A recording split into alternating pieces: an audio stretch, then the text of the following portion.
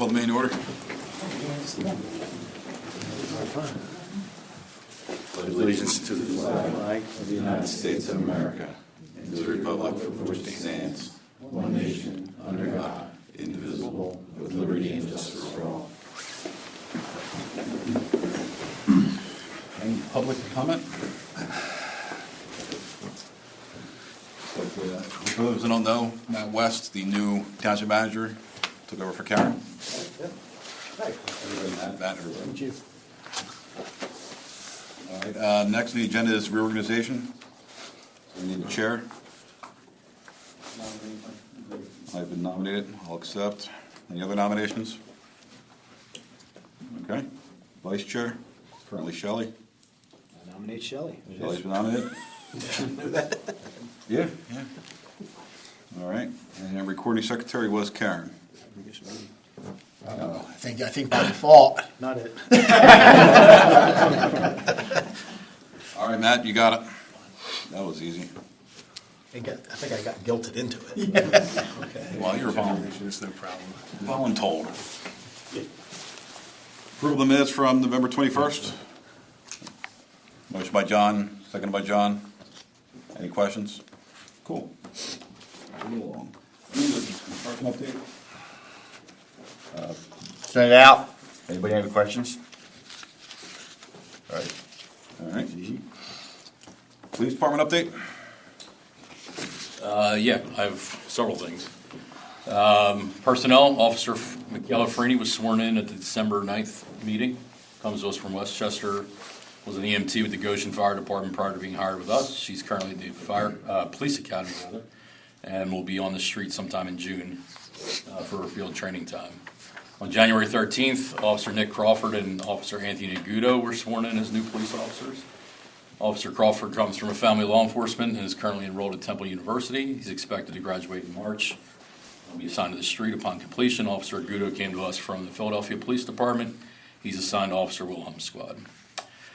Sergeant Adams and Officer Bruner were awarded commendations of bravery at that same meeting, along with Officer Marinelli, Amato, Keogh, Wazinski, and Dispatcher Karen Bowman, receiving unit citations for their efforts in that confrontation of an armed and dangerous individual down to the Metroplex back in November that I reported on as well. The police department welcomed back Eric Ponzik from his 16-month deployment in the Horn of Africa. Officer Mark Lacey worked his last day on Wednesday, January 29th. He and his family were welcomed at the station by law enforcement colleagues from the area and township staff, wishing him well in his retirement. And K-9 Officer John Monahan was promoted to sergeant on February 10th. He's the supervisor of C Squad. Our annual report's available. It's completed and published. It's easily accessible on the website and our Facebook page. The police department's partnered with the school district and First Student for a program called Cops Guarding Stops. Our community policing officers are riding on the school bus, and our highway patrol units following along in unmarked vehicles, conducting vehicle stops of vehicles that are driving past the school buses, which is a regular and daily occurrence. It's been well received so far in the community and also with the school district. We've also begun a retail theft roundup initiative through our online communication platform, Crime Watch. Each week we're publishing the previous week's retail theft apprehensions, open cases, and requests for assistance to identify suspects, and we're usually about 12 to 15 cases per week so far right now for the year. We're in the process of acquiring 2 military surplus towable generators, similar to the ones that are owned by the Ambulance Association, and they'll be available to anybody if they need it. You just need to reach out to the police department. Some of our recent cases to report on. At the end of January, police department responded to a reported armed kidnapping of a resident. The actors lured the victim from the residence, threatened her with knives, and forced her to allow the suspects to withdraw money from her ATM machine, or from an ATM machine from her accounts. She was ultimately released unharmed. Using local surveillance technology, patrol officers located the suspect vehicle and took an adult female, adult male, and a juvenile male in custody. Detectives assisted with interviews and suspects, ultimately obtaining confessions from 2 of the 3 suspects.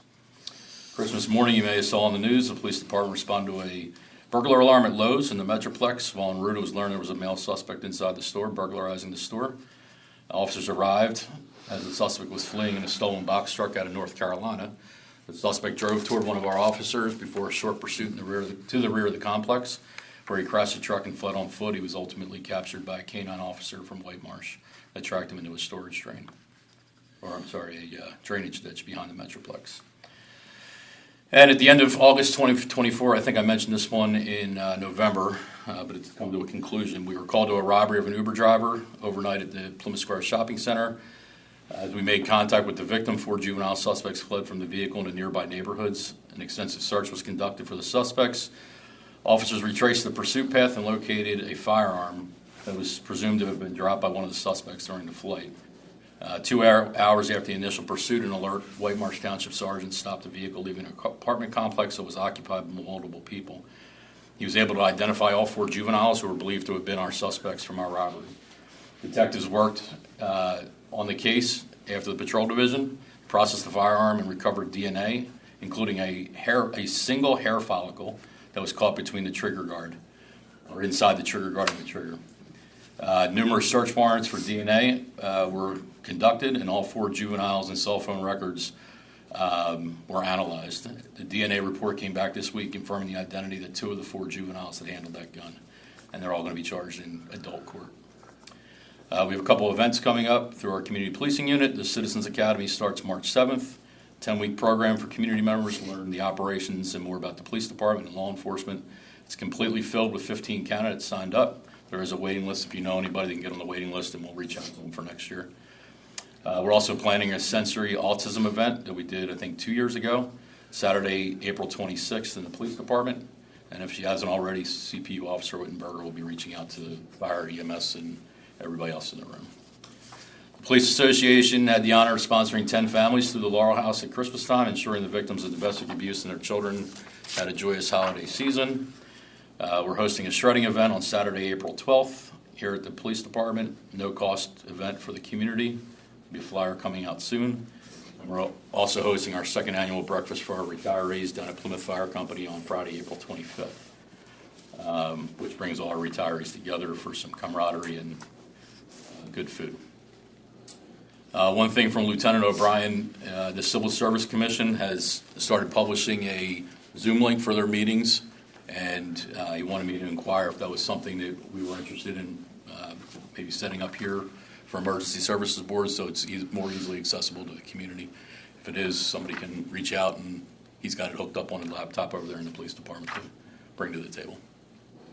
And that was something we talked about, I think it was last meeting, the meeting prior to that. I don't think anything came about it, but I think it's pretty easy, and knowing Zoom, you just bring a laptop here unless this room's capable of it. Possibly. It's not hard to do it all. If that's something you want or the board wants, I don't know how that works, but it's probably beneficial so the community can see or hear what's going on. I'm used to it. All of my municipalities have had streaming meetings, so Yeah. I'm comfortable with it. yeah, I'm good. Yeah, it's just where we're at in life, so I think it's a good idea. I just don't know what the capabilities are technically in this room. I don't know if these things have, I'm not sure. That's something that I can check on. All right. Any questions for Chris? Harmonville? For Harmonville, we ended the year with a record year of 824 fire calls. The annual report was sent out to the township. We also like to thank the township, the police department, Plymouth, for helping us with passing of Zip Rhoda and everything that everybody did for his funeral. We really appreciate that. Our new engine was just placed into service this week, so look for that out and about throughout Plymouth Township. And one thing for the township is we are in the process of having the township update our phone system throughout our building. We have a couple concerns with that we are receiving old phones that were from the police department. My phone has earwax built up all in the speaker of the phone. Phones have tape over them with police dispatch, police this, police that just looked like they were ripped off and given to us. So we're a little concerned we were getting an upgrade of phone systems that were well overdue, and we still don't have an operating fire alarm system because the phone line does not work to the fire alarm system. The fax machine does not work, and what do we have, 3 other lines, Kev, that don't work? That are still They non-functional? finally transferred that we can hear them ring. Yeah. We went a week that none of them rang. Yeah. And they're still working on it. Yeah, Plymouth had a phone upgrade. You guys had it years ago. We chose not to because we didn't want to change our phone number. So we waited until this time that you don't have to change your main phone number. And this is kind of what we've received as a little bit of like a hand-me-down almost. So I would say that our administration is not very keen on that. Just to pass that along to you guys. And no warning, they just come in and change the phones. So we don't even know how to use them. Just to supplement that, No instructions for we've gotten new phone devices for our tables. I mean, again, no warning. Like I walked into my office one random day to see that I had a new phone on my desk.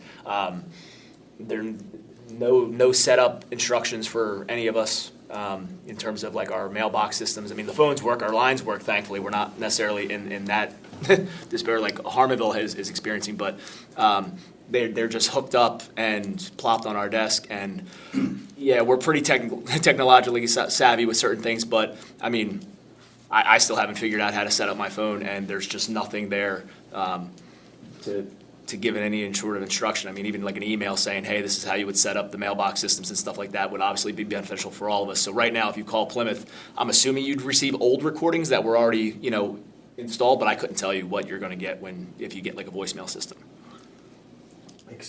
New guy alert. I had no idea you were even on the township's phone system. Yeah, that's one thing that the township takes care of the phones Okay. for both fire companies. Good to know. Yep. This is the first time hearing of the issues. No. It literally just happened on Monday, They and just started, yeah. yeah, they literally just started on Monday, and then all these issues came about on Tuesday. Inform you that they were coming? Not Kevin's a trustee, and Mike's the president, and I was unaware as fire chief. Didn't even know they were coming, to be honest with you, to the firehouse. And I try and keep the firehouse separate from work here. And then whatever day Kevin sent me a message about it, I went in, I talked to the guy from ET&T, and he went to the firehouse, and he was telling the guys that the firehouse missed the training at the township. And then I went and looked at the phones, and it's the old phones that we used to have in the township. And the training that we had here would be totally different than the phone system we have at the firehouse now. We were under the impression the fire stations were getting the same phone phones we were. That's what I was assuming too. Yeah, I got somebody's earwax. Yeah, thanks. Thanks. We were never told that. Just got on my, You had the touch screen. His phone number so we can let him know they got I'll scrape it out and give it back to you, right? Check the you have that was the impression. that you could put on it? I got people for that. Make crayons. I don't mean to make light of it. I'm sorry. No, it's just, literally this is all coming to light this week, and so this is the first time we could bring it to you guys to actually talk about it, so. The communication, I think, within the township, with the employees, had a lot to be desired. Seems that there was absolutely none with the fire stations. No, and usually Mike and I are the point of contacts for the fire company, and I received nothing. And usually if there is something that has, like, phone wise or whatever, Len will come over and tell me real quick, but I don't know anything about the phones until somebody told me about, hey, we got new phones at the firehouse. I said, oh, okay. I think this was like a year ago they were supposed to be updated. We were told, I brought them around a couple months ago. It's been longer than that. years before we. Oh, yeah. Yeah. How many phones does each department have? Like, how many total are we talking about? Well, right now at our substation, we have 2 that are functioning, but that's going to be torn down hopefully in the next couple months. The main station, we got like 12, 10, 12. Yeah, between 6 or 8. I think in the entire building. We should have 10 or 12. 10. You know if they're We still have to Nortel? run Are they cables. Nortel, Avia? Mytel. My time. Because we have a bunch of phones. Are you waxing them? I don't know if it's wax, I'm not gonna tell you. You might wanna do a DNA sample. I got people for that. I mean, they're in good shape. They're compatible with You know, the maybe it's a township system. patch, for now, until it's a fix or something, until something else works. Yeah, I appreciate that. I think we were all kind of thinking that Len was going to be handling, or ET&T, or whoever was going to be, was reaching out to the fire companies to coordinate, and it didn't look like that happened at all. I think one of the big things, Mike, is that we have no voicemail. Like for our hall rentals and chief, myself, just Yeah, I haven't had a nothing voicemail going on. in weeks. So we're like lost, we're like dead in the water. I traditionally have multiple, daily, just because, I'm only in the office maybe 2-3 times a week, coming and going, and I always have, miscellaneous voicemails, even if it's, ignorable, deletable ones from vendors and people trying to, sell us things, and I haven't gotten anything for the last several weeks. Like, I come into the office, nothing is blinking. I tried to set it up, and it doesn't even give me prompts. It just literally just, gives me like a tone, and I'm stuck. Like, there's a keypad, a touchscreen keypad that I'm, trying to put things in, and there's passwords and things like that. We have nothing. So I don't know if there was like a generic thing set up so that we can then get in and set things up. We don't know. We don't have any of that information. That's kind of a priority for, I would think they should have reached out to each of the companies and how are your things set up? Because I know when they came to Codes and myself, they asked, well, how do you guys have your hunt groups and bringing stuff set up? How do you want your buttons set up? That's what should happen with the fire companies too, and just never happened. When we transitioned originally, and we got a new phone number and things like that. I mean, this has been a while now since we did that. That went pretty well. I mean, it was a learning curve, but we caught up pretty quick. Again, I wasn't the chief then, but like we got some instruction on when they put them in. We knew they were coming. So we were able to set up, the township side set up like, the voice prompts. They gave us the option of doing that. We're like, we'll just have your woman who did that set that all stuff up, and then we were able to set up mailboxes based off of emails and instruction. So then when new people took over, we were able to just reset it, put passwords in, and then get our mailbox systems, fax system, and everything set up appropriately. And now we're wiped. We don't have anything. It's a reasonable expectation that you know what's coming and know how, be Yeah, and I mean, informed on how to use it. for me, yeah, something pops new on the desk, fine, when you're not in every day. But I looked at it and was like, I mean, if it rings, I can answer it, but that's about it. So, Because ideally, you should have had them, like I said, gone to the fire companies ahead of time, did some background on them, and had them programmed before they took any phones down there.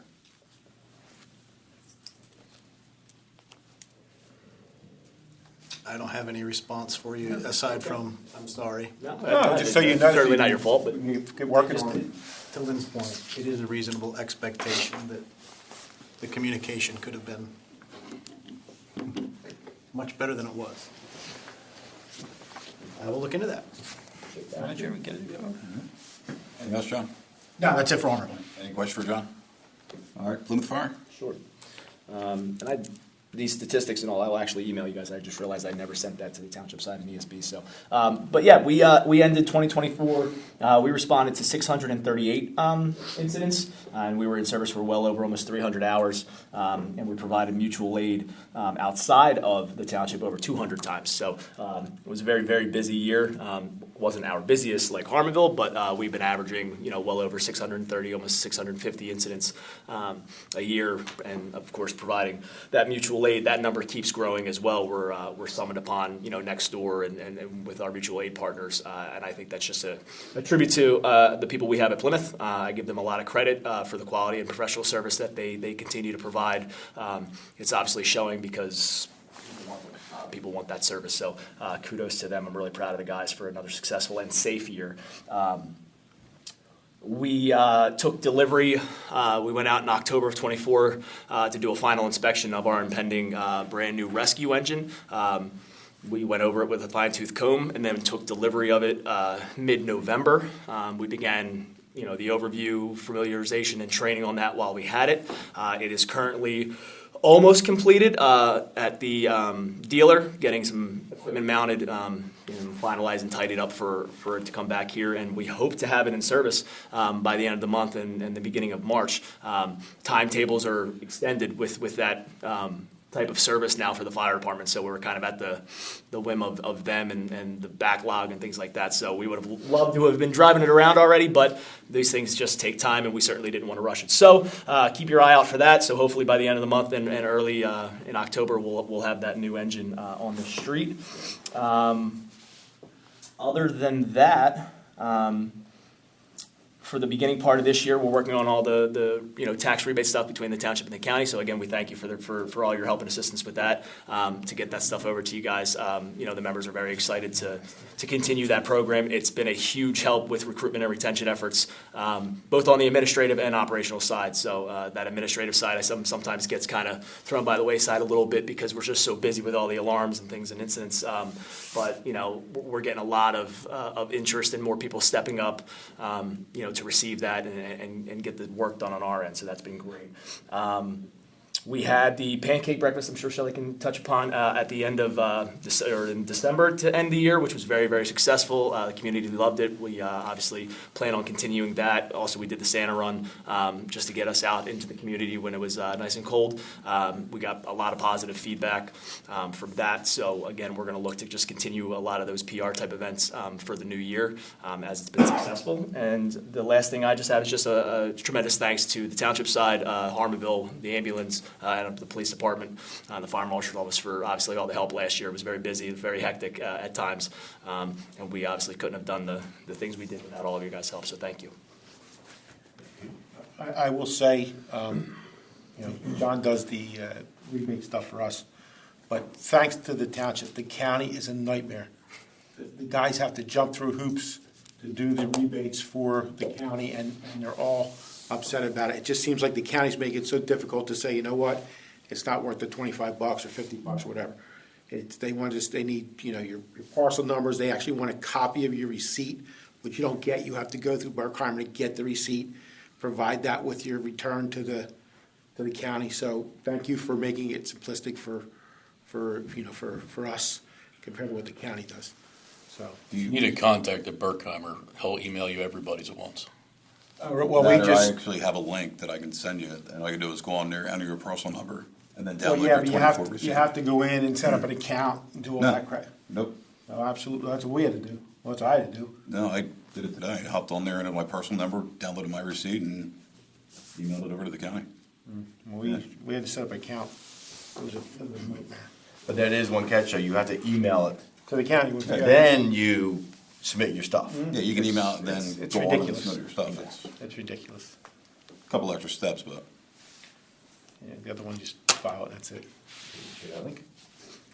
I can. It was easy. You're talking about the, Burkheimer link, for what? the county tax. Get your tax receipt. Yeah. Instead of, bombarding your municipality to get all You that. can't get it from municipality, you have to go to Burkheimer. Yeah, please, if you can email that over. Home tonight from the couch pit row. Thank you. All right.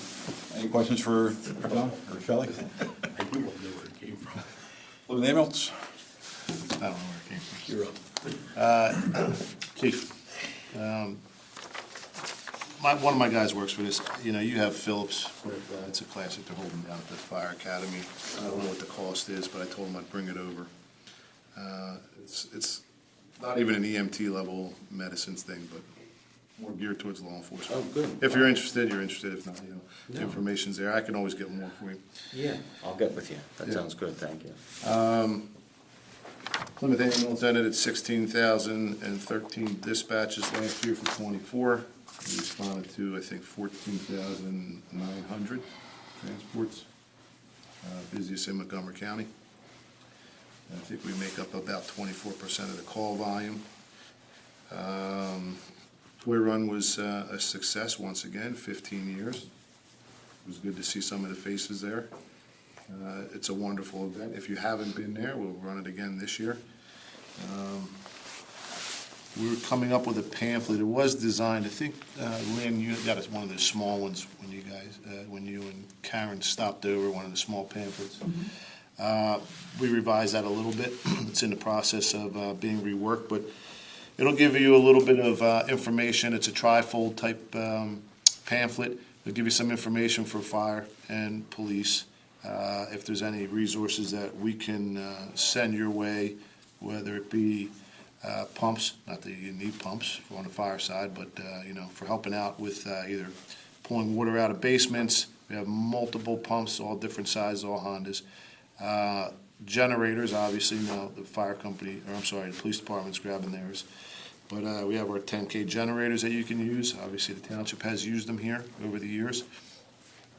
Lighting, to generators of all different sizes, small from 2K up to 10K that are portable, run diesel. You can run three-phase, single-phase off it, whatever you need to run.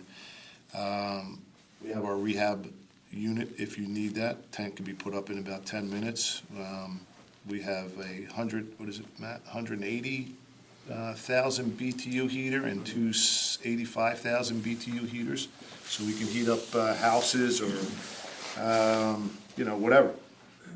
Nursing homes, anything that happens. It's a brief overview of what Plymouth Ambulance has and, the public services in Plymouth Township can use. So that'll be coming out. Obviously, there's the ATV. If you're doing searches or you're looking for people, there's a lot of lighting on there, white lighting. It obviously is heated and air conditioned. We can transport patients in there.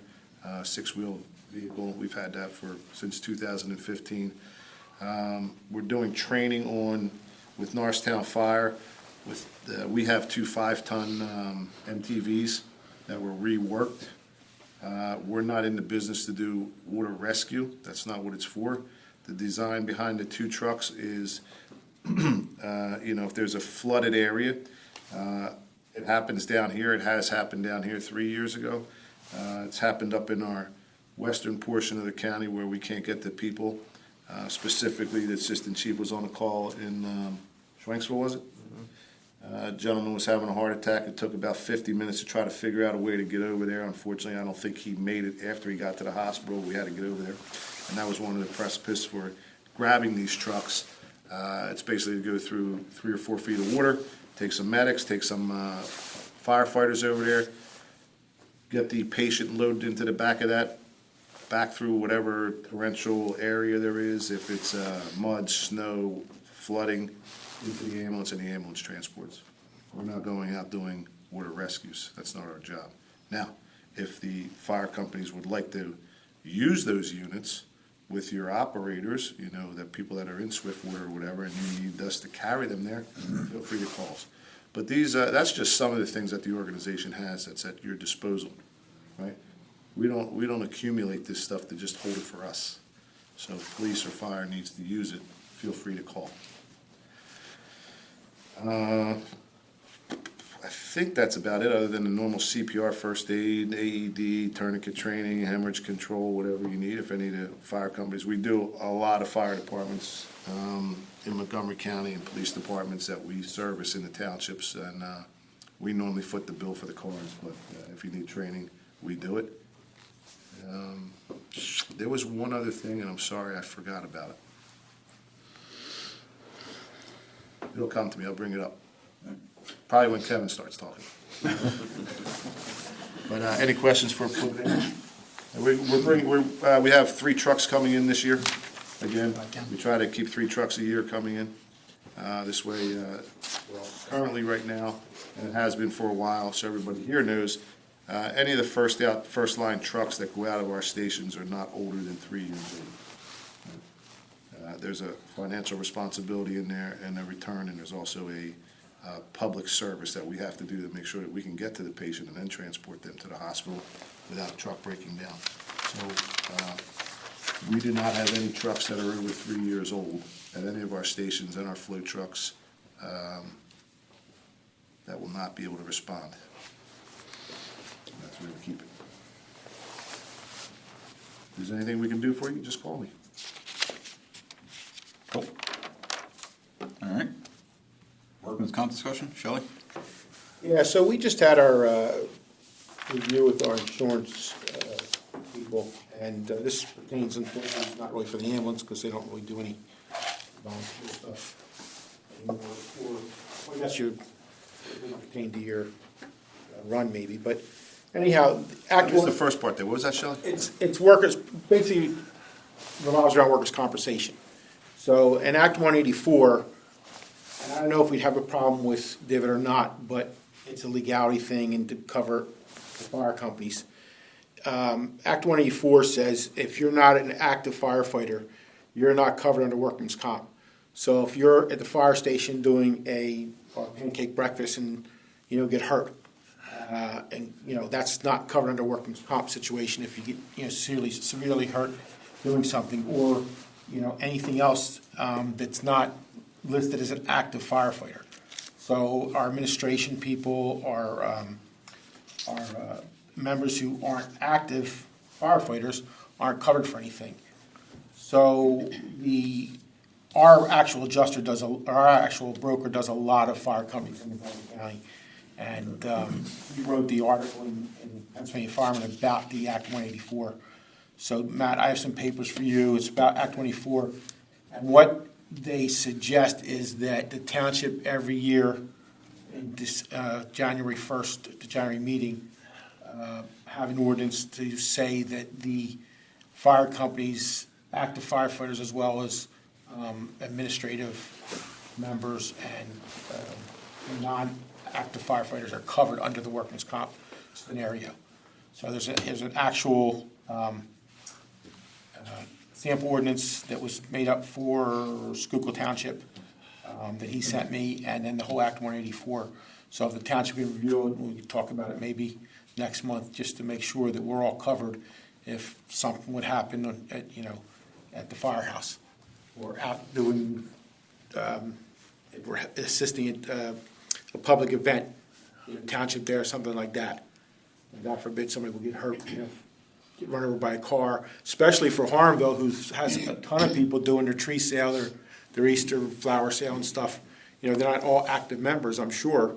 If something would happen where they would get run over, they wouldn't be covered.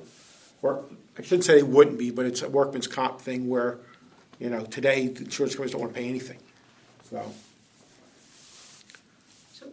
Quick question, I just want to make sure I understand that. So if you're an active firefighter, but you're not actively fighting a fire in the moment, if you're working at a tree sale, it doesn't. No. So An it's just active for a person. firefighter has certain qualifications they have to meet to be active.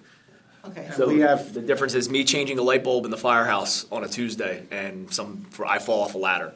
I'm covered. So regardless of what you happen to be doing, if you're an active firefighter, you're covered. If you're not, you're not. I meet certain criteria. Thank Being you. our administrative personnel, if he falls off a ladder, changing a light bulb or fixing an outlet, it's not a workman's comp. Say member. Ask me the article. That's where they have to figure that out, yes. Because we have, some people call it social members, some people call it contributing members, there's different. Yeah, there's classifications that most organizations have just based off of criteria and availability, things like that. So, Well, thanks for clarifying, that's helpful. Does that fall back more to what you guys classify your members as? You have people do your tree sale that aren't active. All we have is contributing and then active. We don't designate between active firefighter and active administrative. We just have active. yeah, So so you make meetings, you're active. we in our Fire calls. Act bylaws- 184 is active firefighter. That's where the problem comes in. Can you change the wording on it? It's a state act. It's a law. That's why they have to do the. I'd have to read it. I'm not aware that even existed, so. Yeah, no, neither will we. I have to read it. Can you send it electronically to us? Yeah. Yeah, to be continued. I'd like to know more about it. Yes, but we're asking basically, read this, go over this, and hopefully the township will agree. It's no skin off the township's back to do the ordinance. It just says that any member of the fire company doing fire company activity, a certified fire company activity is covered under workman's comp if something should happen. That's all it is. I will get that to you. Well, here, I want to pass that down to you. But I will get to you electronically as well. Lynn, I'll send it to you. That's great. And John and Mike. Thanks. Tom, I think I have your email. I'll send it to you too. I don't know the act. I'm just asking, is it a terminology or a designation of terminology between what you use internally? Like if you said that anybody that comes to your organization, that whether they fight a fire or they don't, if they make a meeting or two a year, they're considered an active member, right? Well, they're active members, but they're not active firefighters. Right, but I mean, is that your designation as the fire department? No, saying that? that's the law. That's what they're saying. Yeah. 184. And then, all right, so they define active has to have this type of certification? Right. That becomes very critical, because if, let's say, you get a new member in now, they're not really gonna be active. They'll have to go through their trainings and everything else, and they won't be active for quite a while. But who's protecting them until they're at that status? Yeah, what if they They're a fire That's gonna be a school. problem. Yeah, they're a fire have school. a fire school on a They're Wednesday covered night, under- and the guy gets, or the girl gets hurt, they should be covered. They're covered under, they'll be covered under workers' comp because they're doing a fire activity. We're talking about non-fire activities. Because that's where the issue comes in. Anything related to a fire activity, training, fire academy, things like that, you're gonna be covered, whether you're considered active because you're going through your training, even though you don't meet the criteria of X amount of meetings or whatever. But it doesn't specify anything other than an active firefighter, outside the firefighting realm of things. So, Okay, I see how you're taking it. Okay, I got you now. so it's kind of a loophole, and there's different ways to do it, but they suggest the easiest way is just that the township has an ordinance every January reorganization meeting to say, hey, we're passing an ordinance that, the fire companies are covered under workman's comp for non-firefighting status. Even state legislation has typos. Oh, that's just wrong. Employed. I've never seen anything like that for EMS. That's why I'm wondering what the terminology hang up is. Because I guess with you guys, you don't really have non-active members. It's like, really, there's no volunteers anymore at all, hardly, but you don't, with that, Yeah, there are. yeah, but you don't have that many volunteers, and you don't do any fundraising stuff or do stuff.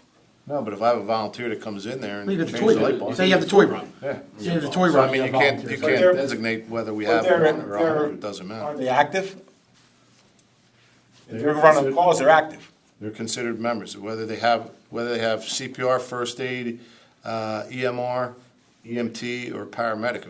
If they're in the station or they're on a truck, Right, they're a member of the organization. They don't have to have certain criteria. The fire companies are different though, because you have. That's what I'm wondering, why, there's nothing for EMS, and why don't they? Well, it would cover EMS. I'm sorry? It's for anything. I don't think it's just for the fire companies. It just specifying active, I think firefighter and or active member. I'm not really sure how it works for the ambulance, I'm sure it's in that same criteria. Firefighter. So if we do so if something's done for the township, it should include EMS. Right. That's what I said. Just to make sure. Well, we're covered. My volunteers are covered. Because no matter what, they're active. They're considered active because they can't ride the bus without having some kind of certification. Even if you got an active administrative member. Correct. That came to your meetings, your trustees and stuff. They're active. I think it's getting hung up on the word firefighter, because that technically doesn't, if you carried that term over, that wouldn't cover really them too, because they're not firefighters. I think it's a term that's not. It is. It's simply working. It's just. Because it kind of falls back to almost like the death benefit, right, through union relief. We consider who is active with the death benefit, not what the term is. Right. So, But we have that ability. This is a state legislation, which we don't, and that's the problem. You're right, John, strictly a wording issue. It needs to be, it's, because everybody has a different classification of active and administrative active and contributing member, social member, different things like that. In the fire company, there's so many different classifications. maybe it's something we have the solicitor look at, because it's probably a whole bunch of. Totally. Oh, absolutely. Jump over there. Do you have an answer for me tomorrow? He's gonna be busy on the phones. Tonight? Yeah. On the new phone system? Yeah, expect a call. Voicemail it to it. Just call me on my cell. I don't answer at all. Things sticking in my ear. Any other comments or questions on that? I'll just add quickly, since Matt is new, welcome aboard here. And just myself and my company, EVB, I've been serving on the ESB here for a couple of years and know everyone and work with everyone and kind of grew up with everyone here. So we, on a consistent basis, we have our towing operation on Gravers Road in the township, and we work with the fire department, police department, fire marshal, EMS to bring them in our facilities to do vehicle rescue training, car fire, what word do I want to use? Where the fire originated, different stuff like that. So we're always available to that. And, any of our resources, any of our equipment, our large tow trucks are available. If there's any rescues or anything you guys need, just call us. Appreciate it. Yeah.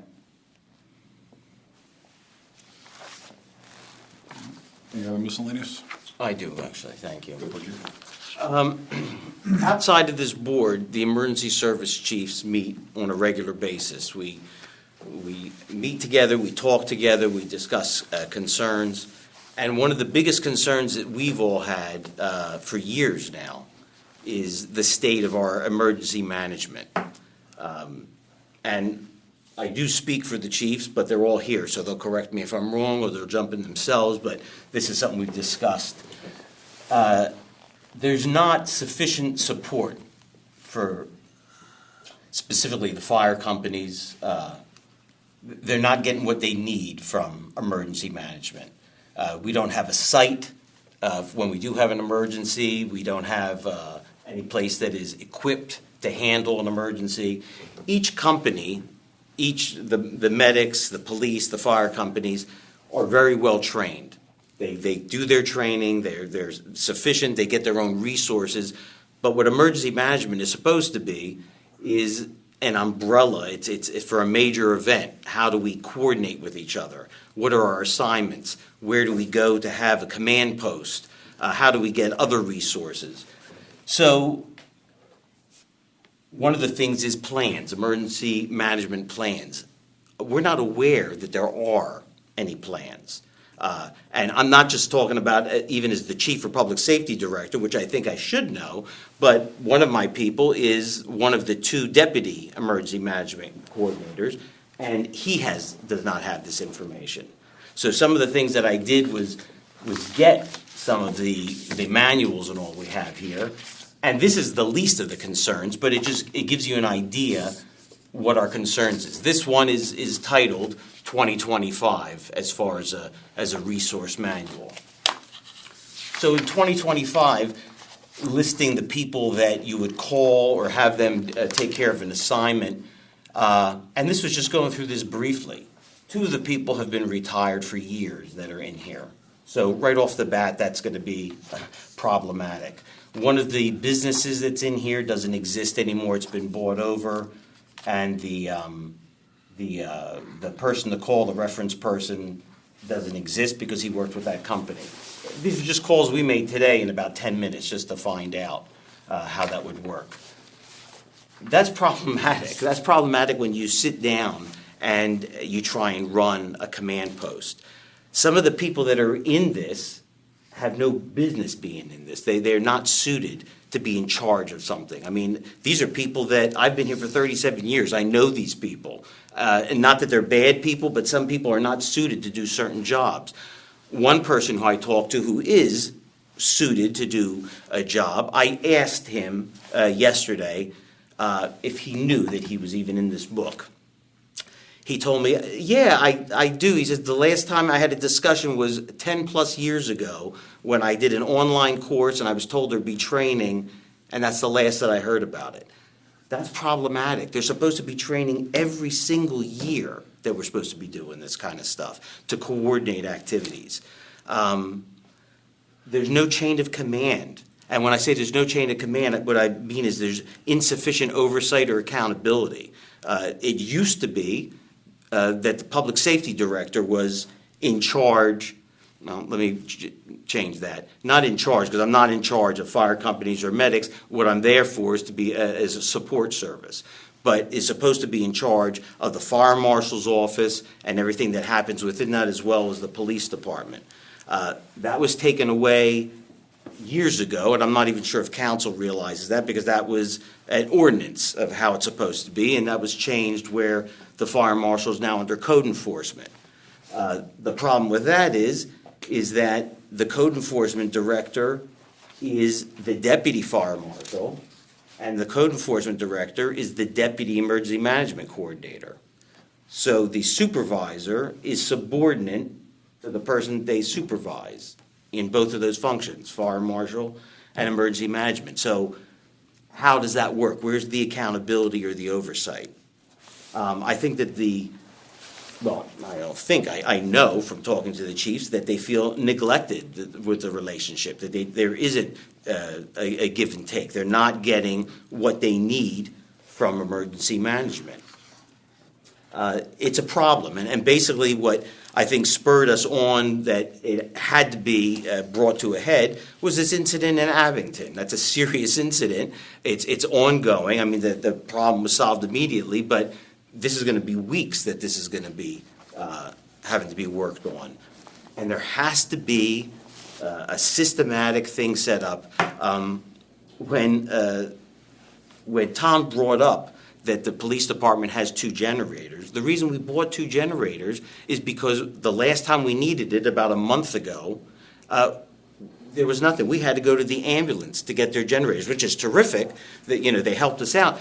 The township is supposed to be there to help all these agencies. We're going beg, borrow, and steal from other people. We should have these things. So we went out, even though under the umbrella of public safety, the police department's supposed to work under that. We went and bought 2 generators that we have to store now so that not only we can use, but that we can give to our brother and sister stations when they have a problem.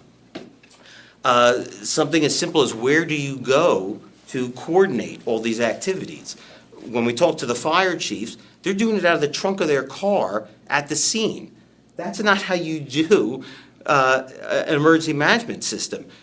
You don't just need a room. I couldn't just say, I can have this room here. This room has to be outfitted with radios and computers and telephones.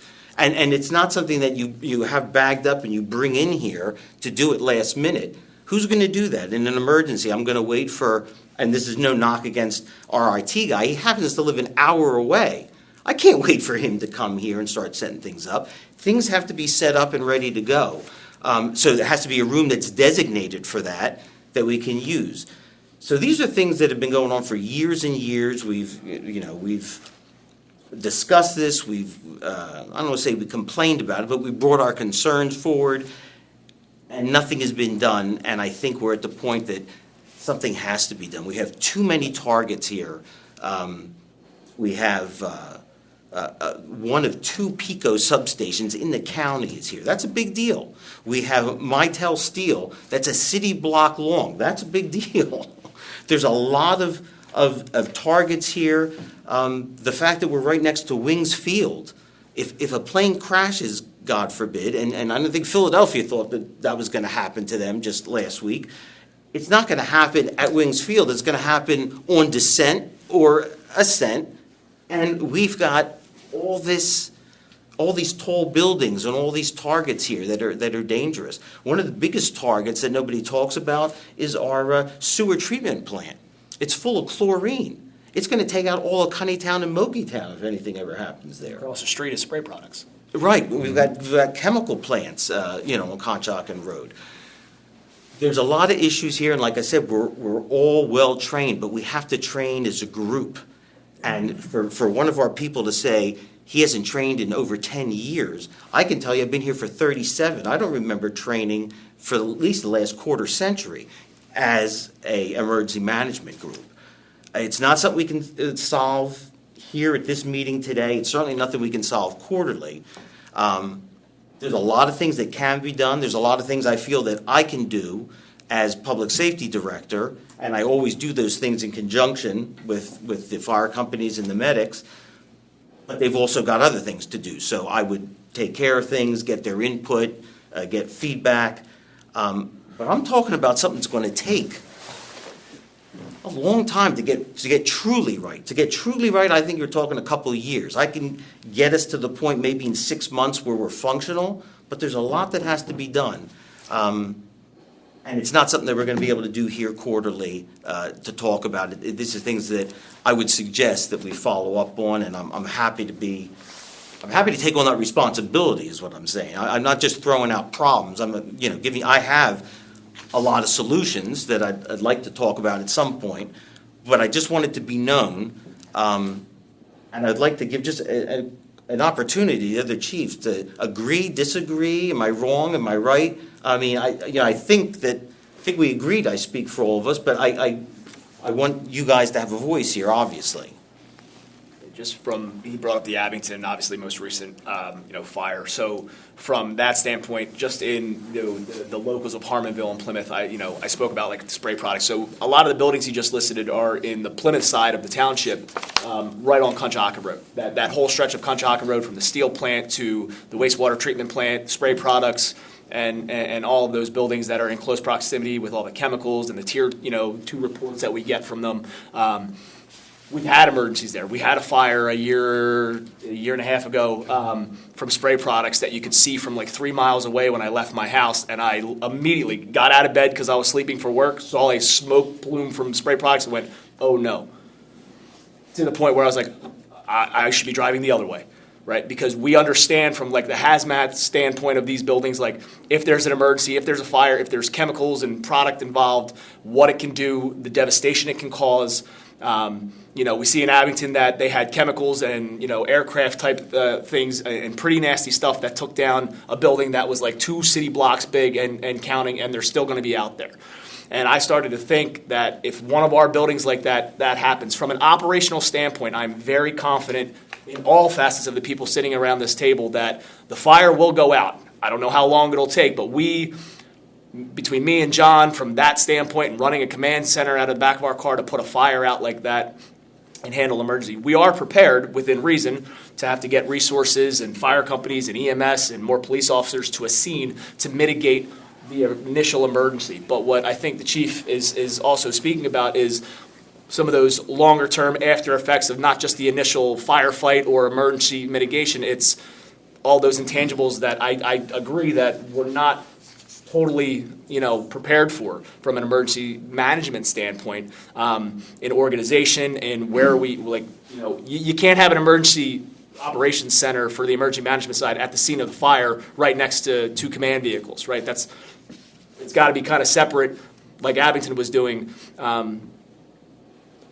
I don't know where we go with that. Call it ignorance. I'm not blaming anybody. It's just I don't know if we have anything to supplement that. So when I was looking at that fire, we responded to that fire. I don't know if we're adequately prepared for all of the intangibles that would come into something so major. I mean, we struggle when it's just a regular building. The car dealership a handful of years ago was a 2.5 alarm fire, and again, that was a little easier from the standpoint of putting a fire out. But again, some of the intangibles that come afterwards, I don't know if we're completely adequately prepared for that. Within reason, to a point, like the chief, I think, reiterated, we can get to a certain point, but then there's a lot of question marks that, for a township this size and the capabilities that we have, the training levels that we all adhere to and the professional standards, I think we need to be better off there. We talked amongst, the chiefs a lot of the times when we meet regularly, weather events and just the normal stuff. Quote unquote normal stuff we see yearly, quarterly, monthly, depending on what's coming in with hurricane season or the winter season and things like that. Other townships, quite regularly. I mean, there was a windstorm the other day that took out so much power around our municipalities and neighbors. White Marsh Township, for example, had an emergency operations center up and running that evening during the storm. Was it necessary? You'd have to ask them what they needed and what they needed to do, but they activated it right away. Again, we'll handle the calls when they come in, the dispatches come in, and our fire trucks go, and the ambulance and police cars go. But, that collective emergency management, all those extra things that are aside from just, fixing the boo-boo and putting the fire out, I don't know if we're adequately prepared for something very serious that to again agree with the chief and reiterate is that's a lot of work and it's years of a lot of things, but if we address it now regularly and get working on it accordingly, we can make some headway and get to a better place, and I think we'll all benefit from that. So I have a couple of questions on that as well. But so if emergency management was where it should be, like who typically owns that function or responsibility? Like where does that That would be the emergency management coordinator. That would be me. Okay. There is a plan. You actually have them there. You have a resource page. I would prefer that if you knew about these things ahead of time, bring them to me rather than waiting to the meeting. We've talked about this for years. We have not talked in several years. That's right, because the last time we talked about this, you made sure to be put under code enforcement. That's part of the problem. I think that's a separate No, it's issue not to a separate discuss. issue. It's this. I called you to the carpet on this. Okay. These documents here are all generic. They're the Glen templates Marsh- the state that wanted the county to do, which we followed. These For are them to all, approve it. word for word, they're the same as other townships have. You filled them out. So the one thing that has to be done, have them filled out. A lot of it is filled out with people that don't work here. In fact, when we talked about this, you said all the county wants is names in there. So you put Correct. names. Okay, well, the people whose names you put in there have to know it so that when there's an emergency, they're trained to do something. Let me explain that, and we've talked about this before, Many times. that when we fill this out, when you have an incident, you have to start filling in logistics, operations, support things, and things like that. When you fill this out ahead of time for them to approve it, they don't want names duplicated. They want names put in there just so they can approve it. In a real situation, we're going to be changing names of who's doing what. When I can have the chief doing security right now. I can have this chief doing logistics, but they're not filled on that thing right now. Because that was something we just had to fill in for the county. When something goes happen, we gotta see who's available at the time, who's the most qualified for some of those things, and who's not already doing other stuff. That's the way Incident Command works. It's always worked that way. people have to be trained for this and know you're. I agree. All right, well, we haven't done it in decades, if you agree. Okay.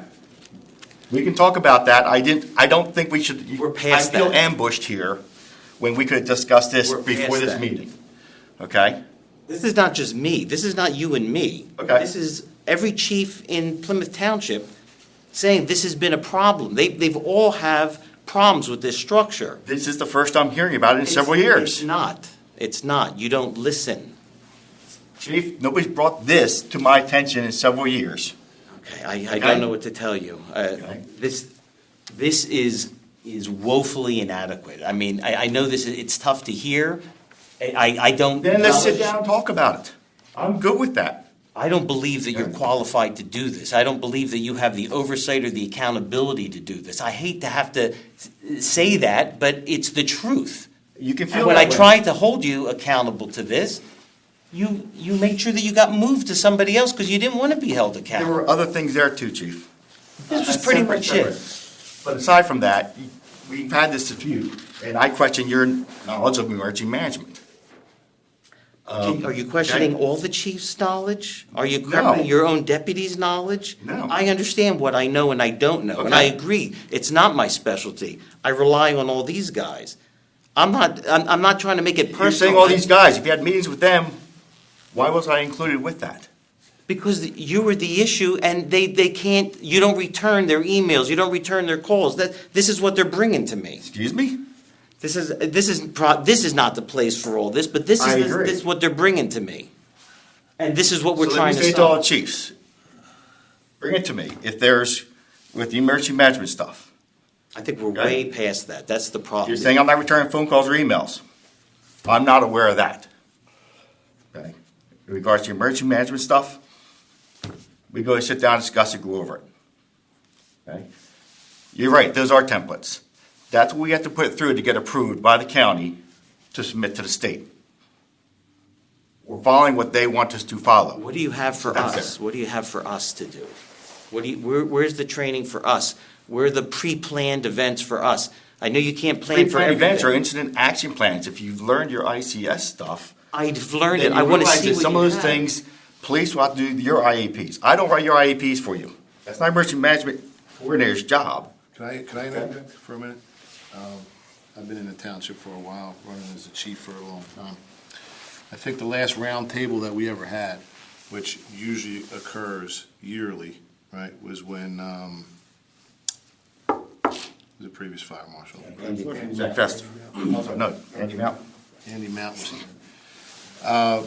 And this isn't an attack towards you or anybody, but listen, right now, if on Caldwell Lane, the chemical company goes up and I have to come in here, and I look at that, I don't know who filled it out, but I look at that plan, and I gotta make a phone call, I see a lot of yellow in that. And what bothers me is, in the heat of the moment when things can take off, if we're calling people, and I guess this falls under you, John, if we're calling people that are not even in the correct positions, how are we going to make something happen quickly? And you know at the start of a fire, I know at the start of somebody having a chest pain going into a cardiac event, if we don't intervene, it's getting worse. And we deal with it later on. So you're trying to put the fire out right away, you're trying to minimize the exposure, and you're trying to minimize the risk and health and safety. I don't know who put it together. But I can tell you, looking at that, I've never seen that as the chief of Plymouth Ambulance. And for the Plymouth Ambulance stuff, the information is incorrect in there. Those are sent out at least biannually, in most cases they're sent out each year. I'd love to see, And the set was emailed to you. I'd love to see it. Okay. And on top of it, and I don't have a bone to pick with you. That's okay. But when I hear from one of my officers, and they said, oh, we did this just to get it to the county to get it approved, who the hell is the county? I mean, the assistant chief knows how I work. This is for us. This is for Plymouth Ambulance. And if I'm working in East Norriton, I better know what's going on in East Norriton, because we cover East Norriton's plan, and they better have their plan done right. But we're sitting at a round table right now for Plymouth Township. Tom, I think you made a good point at the beginning. The resources that you have available, that's part of your emergency management plan. Not just for us to use in an incident, but that's something to know what's available. Okay, should that not be in there? Absolutely. When I did this with Fester 20 years ago, and that's something we did. We had a incident response for, everything and a backup. So if you couldn't get J-Grass for fuel, you went to the next guy. You got somebody. Redundancy. Absolutely. And I didn't see that. I don't know. And I'm not saying anything. I'm just saying that's the way it worked. I mean, you had that, like John said, that incident in Abington. These guys were just talking about it. They couldn't get fuel. I'm very black and white. John brought up a topic. I didn't see this. I wanted to see it. I read it here. To me, this is, and I hate to put it on whoever designed this. This is not the type of plan you should have when shit's hitting the fan. What you need is the incident action plans. An incident action plan is something to be designed, Mike. Right? Something to be designed. Right now, if a plane goes into 777, that is not a time to design an incident action plan. It is a time to respond and know what your resources are. And I know that when my guys go there, or if the chief of police or John is there on scene saying, yo, Tom, I got 17 injured, how many trucks you got going? I don't sit there and go, hold on, let me divide an incident action plan. I know what it is. This is nice to have after you're sitting down and we're trying to control this 2 hours into it, right? Your incident action plan comes as you are dealing with it. This is your resource, this is your logistics, this is your finances, this is everything else. And I saw a lot of yellow in there, and as a matter of fact, Kevin Thomas, who's deputy chief by name, he's listed as the first contact there. Has the title of chief. He's not even the chief. I'm not picking on anybody. I am very anal about making sure when somebody calls 911 for an EMS organization, Plymouth Ambulance, that we are doing the best that we can do. Not sit there and go after the fact, oh shit. Well, we better learn from that one. That's all. So here's a thought. For some of these areas, let's say for medical, let's come up with a list of, I'll probably come to you, and I'll go to fire officers, come to law enforcement for their sections and stuff. A list of people. Not naming one. For them, we're going to give them a name. Well, wait a minute. But come up with a list. If you so had that when we an accident, if you had an incident right now tonight, are you going off of that plan? No. What are we going off What of? are we going off of? I'd like to Who's know. available right now to fill in some of those roles? Are we going to take some? Are we taking names that are in there? Yes. Are we going to say that he's logistics just because we filled him in that line? No, he's going to be the chief of fire. But shouldn't It's it- like any instant. It has. He's not even in there. I mean, so the chief's bringing up that there's names in there that shouldn't even be in there. Don't even know that they're on there. Correct. That's what I'm saying is maybe we go out and start this is what I'm thinking here is, This is we start 2025. reforming a list of people for each of these roles. So if one's not available, we can go to the next one on the list. Or if, let's say, we pull one of those people from here to move them in there, we still have somebody else to fill in that role. Listen, I'm not picking on you. So, I- no, I'm just trying to come up with an idea of, But if I could have names for those roles. If this is 2025's action plan, or your sit-down logistics, you want to call your IEP, and we're all the spearheads here, we're all the knights of the round table, if this is for 2025, I will say, whoever wrote it, that's not really, This is only high level. This is not going to get you for every incident. That's what I'm thinking is, if we come up with each of the roles, and we add several names there to choose from for any specific incident. it's not just a Because role. we may actually have you, ideally, you could fill several roles. Now, for a specific incident, My role is going to be making sure that the EMS sector is taken care of. That's my role. okay, Right. but I'm just saying, for example. He might be finance, he might be logistics. He's going to be the fire chief, running the fire chief side along with the other fire chiefs, right? He's not going out and doing logistics or security. No, but you see what I mean, is some of these people could fill more than one role if they're qualified for that, but if we don't need them for this one, they could still fill that one. I understand. Listen, I've been on several large events in my career and had to run one at Town Manor East. And we moved 136 people twice in 2 hours and 50 minutes. That was not the time to sit there and go, who we using? That's where you need to know what's going on. You open the computer up or your book and say, here's my fuel, here's my resources for this, here's my resources. That's what you need. Yeah, because this is going to be a large, this is going to be a large scale, this is not going to be a typical fire. This is going to be a large scale incident, like Abington was. Not your typical house Well, fire. Abington. This is not going to play. 200, after the EMS meeting we had this morning, they moved 272 people. We moved 272 people in 2 hours and 50 minutes. And that's when the place was on fire over there. So we did a pretty good job.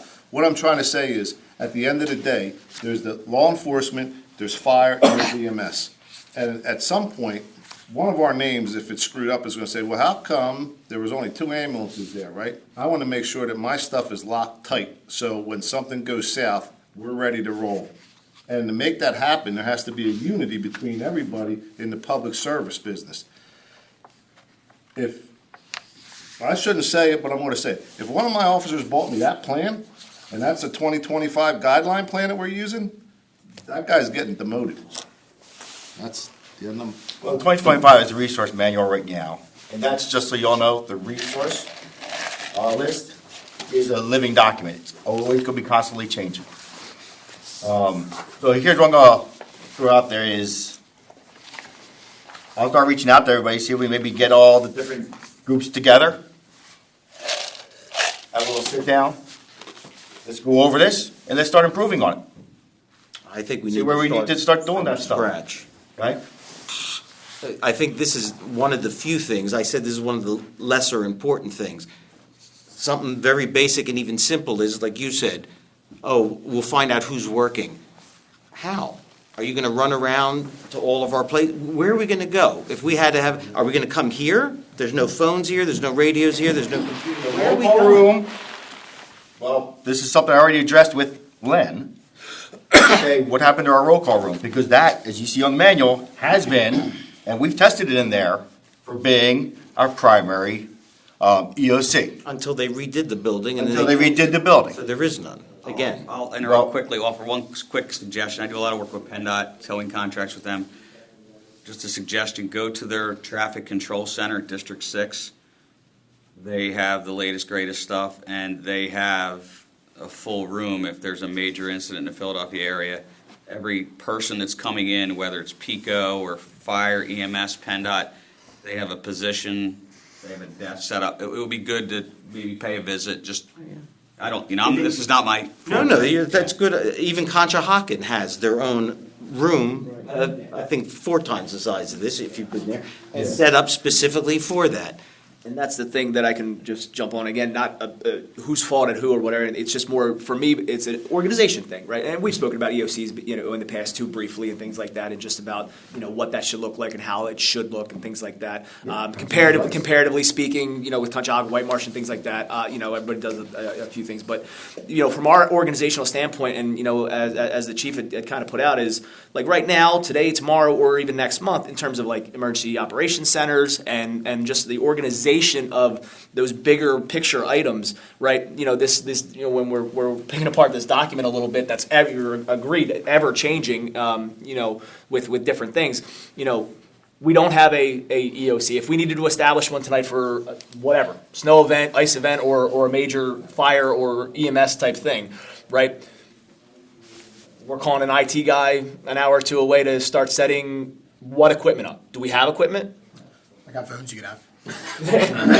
But that's what I'm saying is these are the things that take way more than an hour at a table and a quarterly meeting to discuss, because I don't know what equipment we have available to even set up if we had to piece one together on a whim. This document says that we have an alternative EOC at the Plymouth Fire Company, which I am cognitively aware of that we've been listed like that just in looking at that. It's not the first time I've seen that, but I don't have any equipment there. Right, so if you couldn't set something up here, with the building expansions and things like that, your alternative is my firehouse or Plymouth Firehouse. We don't have anything there. So now, again, time is critical in any emergency incident or disaster. Now we're trying to figure out how to set up what equipment over there that has to be transported from, I'm assuming, here if we have it. I just have too many questions. And that's a worry and concern for me in the grand scheme and organization of a major event.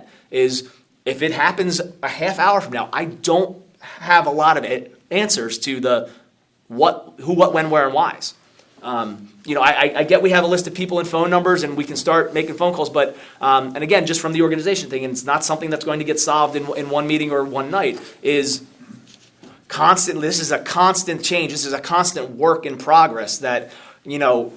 Big events or big drills and things like that, and being prepared, all throughout the year for things.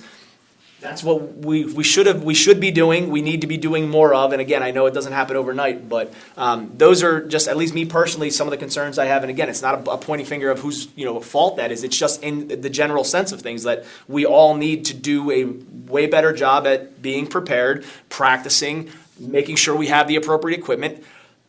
If I have an Abington Fire type event right now at anywhere on Conshohocken Road, who's in charge of my finance? I don't know. I'm going to need heavy machinery. That's going to cost the township money. These are all pre-planned things. I don't know who that is. The finance director's already said, if we call you and we need this, you will get paid. So they're not going to say, who's paying for this? It's established already. That's got to be established. And not to belabor this, because I don't want to keep everybody here, because this is a much longer discussion at some point. We are not going to be filling these positions with police officers and firefighters and medics, because they're going to be out there doing the job. The whole reason for this is to utilize the people we have here. We might need the finance director to come in. We might need Len and his team to come in here. But they have to know beforehand, you're coming in, and this is what you're going to do, and this is what you're going to... It's being prepared for that phone call, I believe, right? Right. But they have to be trained for that. We're trained for out there. That's what I'm saying. I don't know that's a thing. I don't know if they're prepared to do that. I mean, I know they're very smart people and very fine professionals, but if we have a major disaster tomorrow and they get called in at 2 o'clock in the morning and go, hey, this is what we're doing, it's already going to be chaotic. Do they know what they're doing? They have to know I'm going here, I'm responding wherever. Community center to this room, it's set up. This is your station. This is what you're going to do. Here's your booklet or your fob, opening it up. These are the things I need you to do. Get this, get this, get this, get this. You're going to have somebody. But all these guys aren't going to be here. They're going to be out there. We're all going to be out there. We shouldn't have any uniformed, sworn people inside a room, except for maybe one or two decision makers that have to be. They've got to be out there. And the civilians that we have here, the right ones with the right training, will be handling this stuff. Yeah, they'll be following sport rails. You are going to have the top echelon of You will have a fire, if it's a major fire incident, you will have a fire representative here. You definitely have a firefight, well, hopefully a fire chief or chief officer level. This is where Schwartz will be here probably as a deputy EMC, not serving in his role as, depending on what the situation is. If it's a smaller situation, he'll be out there to be a police officer. If it's a large-scale incident with several operational periods, what we call them, we'll be turning over there. I'll be in for a lot of it. Chris will be in for some of it. Probably a lot of it too. So we'll definitely have someone in law enforcement, whoever you designate, to be in here. Sitting at these chairs. I will say, as far as communication, you're right, with the roll call room, I've already been on land as to what's going on in that room. That was supposed to be, prior to all the work being done here, that was a functioning room. Now they're not sure. It is a concern, like John said, about Plymouth Fire Company. The phones were supposed to work down there, so in theory, we're able to go down there. Right now, it sounds like the phone system and things set up with firehouses, now I really don't know. You really just can't go down there with a phone. I was told that in like passing conversation before I became fire chief several years ago, that our building, even before we did renovations to our own building, that we are, it's like sub EOC, if you couldn't. You're use like the backup. Yeah. Backup. And again, you kind of just by the wayside and you move on. And again, but in my professional experience now with some of the emergency management stuff that I do at my own job, in helping as a deputy there, we have rooms set up. It's not perfect. It constantly needs work. We bring it up there constantly that we need to finance that to make sure we have updated and adequate equipment and things like that. But overall, it's, if you have something listed in a document, right, and something goes wrong, and bad things happen, God forbid we lose life or anything like that with our emergency responders or people or a mass, a tragedy of any sorts, right? Any sort of lawyer is going to pick apart that document and go, all right, well, was this set up and who was that? And again, if we have something in writing, the EOC couldn't be established here. Did you establish it at Plymouth Fire Company? I don't have the equipment to do it. Does the township have it? I don't know. Who's going to be put on the carpet when something goes south?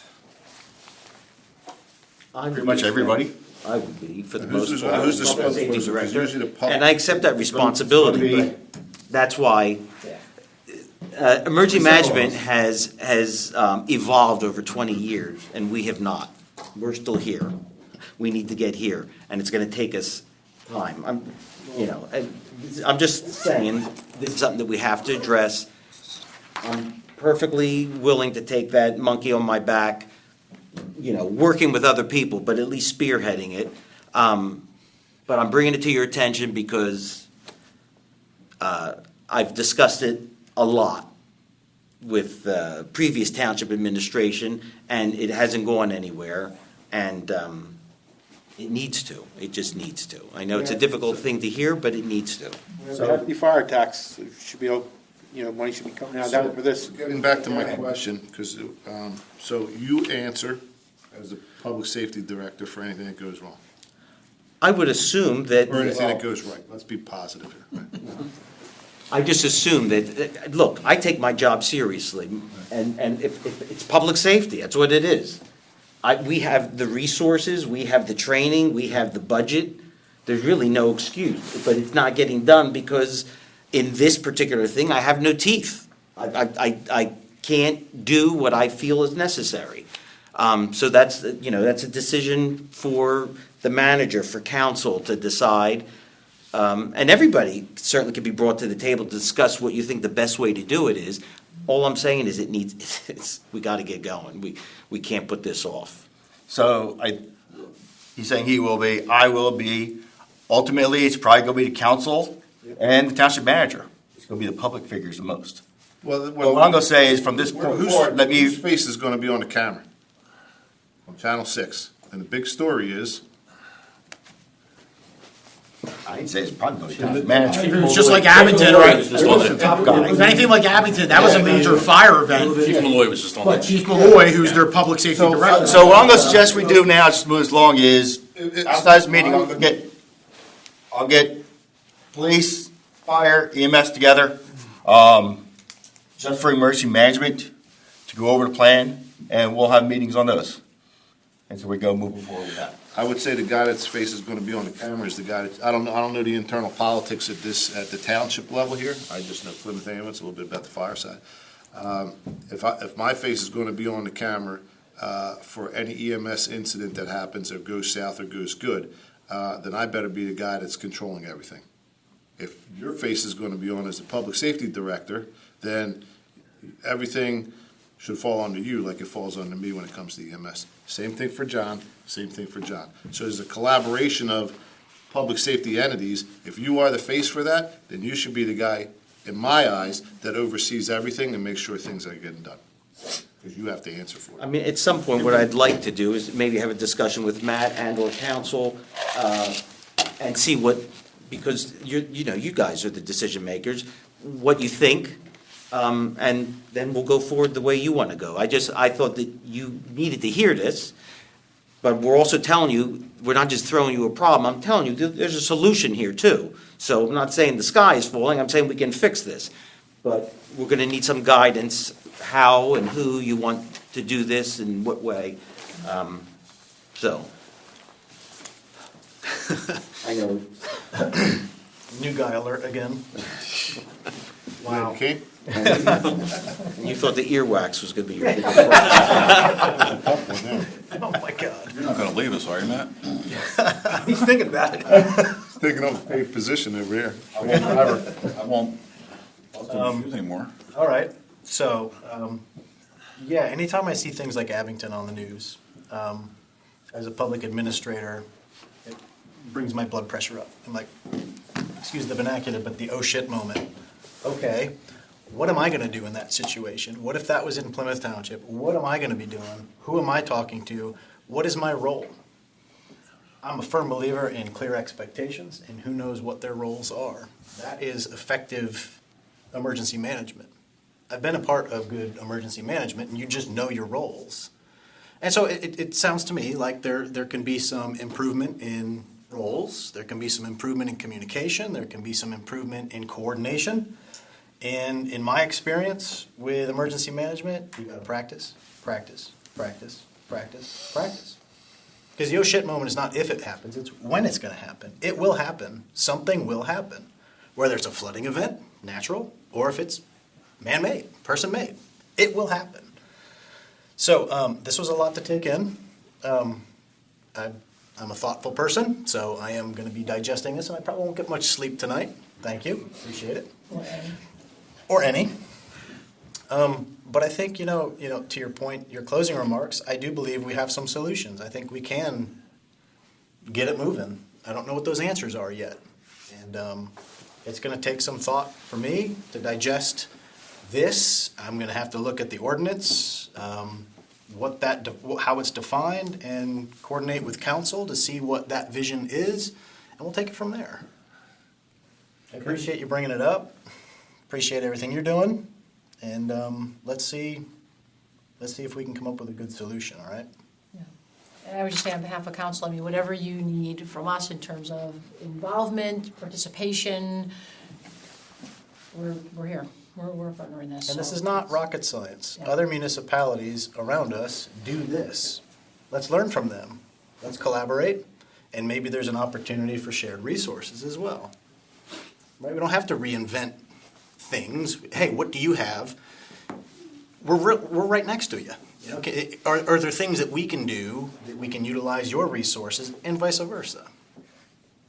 Can I, real quick, just for council's sake, while we're speaking of it, for several years, there's been quotes offered for elected officials. Okay. Each time I've sent it to Karen, I'm not drinking bucket, throw her in the bus or anything like that. She says she shared it. I've tried to get our elected officials. Last year, I don't think they offered one, but prior to that, they did. And we've had little to no participation. I think those are very important, if you can take that back to council also. So our elected officials understand that they have a big role in this too. They do. They may not be in that as far as sitting at the desk filling some of these other roles, but understand as far as an elected official goes, responsibility and your role as far as making everything happen. Because ultimately, these elected officials are ones who have to declare the emergency and all. If I remember. I just want to share that, and if you can bring that back, that there's training for them too. I Absolutely. thought it was mandatory. I can't speak to anything that you've passed along to Karen or where that's been. I am always more than happy to participate in anything like this. I mean, I've reached out to the chief, I've done ride-alongs, I've talked to Chief Trujansky about doing a ride-along, I've talked to Sheldon about visiting, and John, we want to be boots on the ground, we want to be involved. I will speak for myself, and I think I could probably speak for other council members, we would not shy away from doing something like that. So if that exists, point it in my direction, and I will personally pass it along to council members, not that I don't trust them to, but I will also, if I can be involved, I will be involved. I know others will. I'll see if I can push the county to get There's no reason we shouldn't be doing this. They don't offer them. Back. I do trust them. I'll see if we can maybe push them along to see if they'll sponsor another one. Yeah, I mean, absolutely. Yeah. Just a side note. If I understand emergency management, I believe the onus, the responsibility of emergency management when things go down is the elected body. The elected body then appoints the EMC. So that EMC reports, right? If you read, I'm going in the Rolodex here.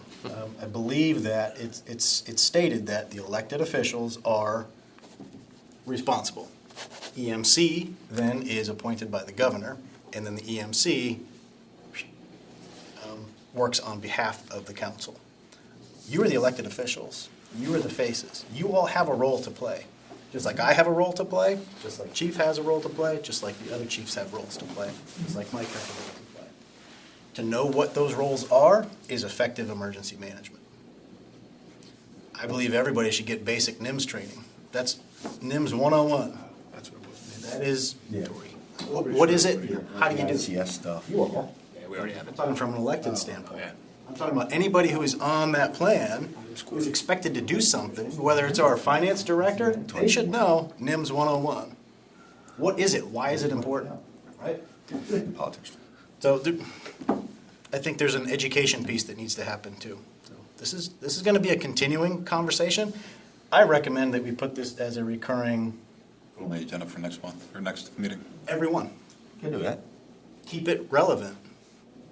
It's important. Leave that letter F, E, emergency management. That'd be my recommendation. I would also throw this out, but I know other boards do this as needed, but, I mean, to me, this is urgent, not just important, this seems urgent. Should we be meeting more than once a quarter until we get something in place and until people feel comfortable that we're far enough down the path that we can say we can sleep at night? Well, that's why I'm offering to say, I'll start scheduling meetings, emergency management meetings, separate from this one, because this is meant for a different purpose. But start getting emergency management meetings, maybe monthly or more so, if we just get everybody together. The main players at first, which would be fire, EMS, police, include counseling, of course. And then as things progress, we'll bring others in too. Public Works, well, obviously is a huge part of this too. Utilities are part of this too. And as we start going through some of the plans in there, if we want to bring our spray products, we can focus on that for one meeting and actually get those folks in here. Because they have their own binder of what's going on in the facility. So those kinds of things we can start focusing on too. But maybe start doing a monthly meeting on, or sooner on that, and I can start scheduling that outside a board, this is a board meeting like this, Last year, whatever. I agree. So just put in there like, monthly. and then still report back here. Other than the tier reports that they'll send. Could I suggest that we wait until Their binder that they have is on the drive. They can just plug it in everything. find out who's in charge? I was just going to say, I believe, to your point, this is a more urgent matter that should be outside of the quarterly meeting. I like these, whether it's monthly, whether it's weekly, whatever. I think it needs to be all hands on deck. before we go down the path of thinking of any desktop exercises, we've got some core foundational issues that we need to work through. That's apparent. We've got core foundational issues that we need to work through. And that's what we need to put our time on right now. It's not going to be successful without getting that squared away. Right? It's going to be uncomfortable, but let's do it. I'm willing to be a part of that. Okay? Fantastic. So let's get that on the books. Get that squared away. I'll work on organizing. Perfect. Okay? Sounds good. And you wanted to say something? No, I was going to say, before we started any other groups that may be, doing something like that, where we had some guidance first, or Yeah. at least if you were involved, so that we took care of some of the basic stuff first, before we come up with plans, like where we can actually meet to do it, like we're, have a facility where this could be done. So, Agreed. sounds good, Okay. thank you. I'm done. Any other miscellaneous? Wasn't that enough? No, I mean, we're only an hour, 20 minutes into it, so. All right, any old business? Cool. Next meeting is May 15th, here. Any audience participation? You want to make a motion to adjourn? Anyone? I would. Anybody else Motion by does? John, seconded by Chief Marciades. Have a good night. Yeah.